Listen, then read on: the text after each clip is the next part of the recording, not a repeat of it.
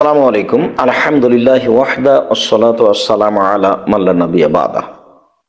সম্মানিত দর্শক মণ্ডলী, একটি গুরুত্বপূর্ণ জিজ্ঞাসা, সালাতের সালাম ফিরানোর কতক্ষণ পরে একজন মুসল্লি তার স্থান হতে উঠে যেতে পারে? জিজ্ঞাসাকারী রওশন আলী, বাঘা, রাজশাহী। একজন মানুষ সালাতের সালাম ফেরার পরে কতক্ষণ পরে তার জন্য উঠে যাওয়া জায়েজ, এইটা তিনি জানতে চেয়েছেন। এটা একটা সমাজের জন্য গুরুত্বপূর্ণ জিজ্ঞাসা। দেখা যায় যে অনেক সময় মানুষ সালাম ফেরার পর পরই উঠে যায়, মানে কিছু তাসবিহ তাহলিল করব কি না এটা সে প্রয়োজন মনে করে না। অনেকেই আবার দীর্ঘ সময় দেরি করে, তখন আর একজনের অসুবিধা হয়। তো আসলে এর কোনো সময়সীমা আছে কি না? সম্মানিত দর্শক মণ্ডলী, সময়সীমা তো কিছু আছেই, যা একাধিক হাদিস থেকে বোঝা যায়। তবে এতটুকু বোঝা যায় যে সালাম ফিরার পরেই উঠে যাওয়া যাবে না, এইটা নিষেধ।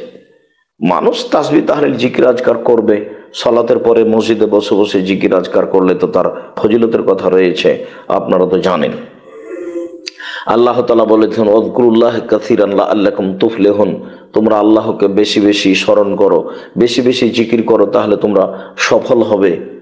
আল্লাহ অন্য জায়গাতে বলছেন, ইয়া আইয়ুহাল্লাযীনা আমানু উযকুরুল্লাহ যিকরান কাসীরা, তোমরা হে ইমানদারগণ আল্লাহকে বেশি বেশি স্মরণ করো। ওয়াসাব্বিহু বুকরাতাম ওয়া আসীলা, তোমরা আল্লাহর তাসবিহ পাঠ করো সকাল সন্ধ্যায়। এসব আয়াতগুলি প্রমাণ করে আল্লাহকে ডাকার জন্য।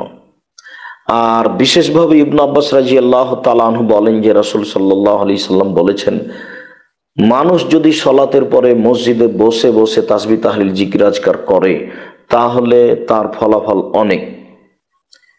এতে মানুষের পাপ মিটে যায়, এতে তার জীবিকা নির্বাহ হয় উত্তম, তার মৃত্যুবরণ করাও হয় উত্তম।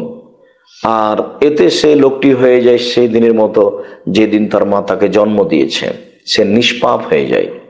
সম্মানিত দর্শক মণ্ডলী, মানুষ যদি সালাতের পরে তাসবিহ তাহলিল জিকির আজকার করে তাহলে সে নিষ্পাপ হয়ে যায় এবং তার অতীতের সমস্ত পাপকে মিটিয়ে দেওয়া হয়।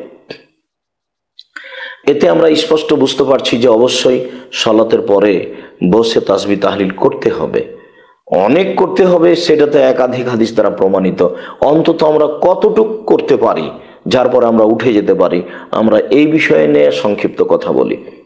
আয়েশা রাদিয়াল্লাহু তাআলা আনহা বলেন, কানা রাসূলুল্লাহ সাল্লাল্লাহু আলাইহি সাল্লাম ইযা সাল্লামা লাম ইয়াকউদ ইল্লা মিকদারা মা ইয়াকুলু, সালাম ফেরার পরে তিনি বসে থাকতেন না, তবে এই পরিমাণ যে তিনি বলতেন, আল্লাহুম্মা আনতাস সালাম ওয়া মিনকাস সালাম তাবারাকতা ইয়া যাল জালালি ওয়াল ইকরাম, হে আল্লাহ তুমি সালাম, হে আল্লাহ তোমার পক্ষ থেকে শান্তি অবতীর্ণ হয়, তাবারাকতা ইয়া যাল জালালি ওয়াল ইকরাম, হে আল্লাহ তুমি মঙ্গলময়, তুমি সম্মান ও মর্যাদার অধিকারী।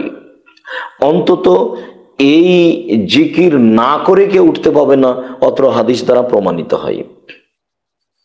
সাওবান রাদিয়াল্লাহু তাআলা আনহু বলেন, রাসূল সাল্লাল্লাহু আলাইহি সাল্লাম যখন সালাত থেকে অবসর হতেন তখন তিনি বলতেন তিনবার আস্তাগফিরুল্লাহ আস্তাগফিরুল্লাহ আস্তাগফিরুল্লাহ, তারপরে তিনি বলতেন আল্লাহুম্মা আনতাস সালাম ওয়া মিনকাস সালাম তাবারাকতা ইয়া যাল জালালি ওয়াল ইকরাম। অত্র দুইটি বিবরণে বোঝা যায় যে অন্তত এই জিকির করা পর্যন্ত মানুষকে অপেক্ষা করতে হবে। সালাম ফিরার পরে প্রথম জিকির হবে আল্লাহু আকবার, তারপরে হবে আস্তাগফিরুল্লাহ আস্তাগফিরুল্লাহ আস্তাগফিরুল্লাহ, তারপরে হবে আল্লাহুম্মা আনতাস সালাম ওয়া মিনকাস সালাম তাবারাকতা ইয়া যাল জালালি ওয়াল ইকরাম। এরপরে মানুষ উঠে যেতে পারে। এরপরে অনেক তাসবিহ তাহলিল জিকির আজকার আছে, সে তো আমরা বিভিন্ন সময় অবগত আছি।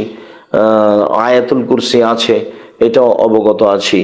রাসূল সাল্লাল্লাহু আলাইহি সাল্লাম বলেছেন, মানুষ যদি সালাতের পরে এইসব তাসবিহ তাহলিল করে 33 বার সুবহানাল্লাহ আলহামদুলিল্লাহ আল্লাহু আকবার 34 বার আল্লাহু আকবার পড়ে, তাহলে সে তার কর্মে কখনো নিরাশা হবে না।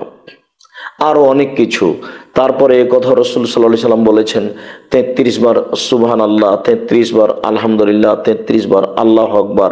তারপরে যদি কেউ বলে লা ইলাহা ইল্লাল্লাহু ওয়াহদাহু লা শারীকা লাহু লাহুল মুলকু ওয়া লাহুল হামদু ওয়া হুয়া আলা কুল্লি শাইইন কাদির, তাহলে তার সমস্ত পাপকে ক্ষমা করে দেওয়া হবে, তার সাগরের ফেনা সম পরিমাণ হলেও। মুসলিম মিসকাত